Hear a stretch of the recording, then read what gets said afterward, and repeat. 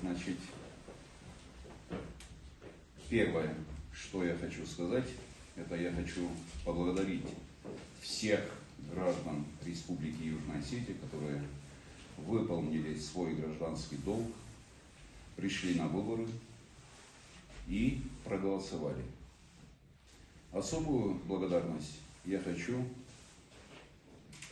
выразить тем избирателям, которые меня понимали и поддержали.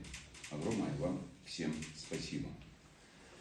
Вы знаете, что я неоднократно говорил и на дебатах, и на встречах с жителями Республики Южная Осетия, что для меня выбор народа, он не подлежит какому-то сомнению, и я свое слово сдерживаю, как, в принципе, сдерживал всегда. Поэтому считаю, что выборы состоялись, а результаты вы все знаете. Я желаю Алану Эдуардовичу успешной работы во благо народа Республики Южная Осетия. И очень надеюсь, что у него все получится. Следующий вопрос – это то, что завтра у нас 77-я годовщина победы советского народа в Великой Отечественной войне.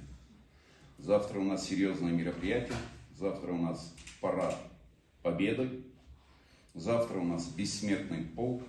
Это святое для каждого осетина, жителей республики и всего прогрессивного человечества мероприятие.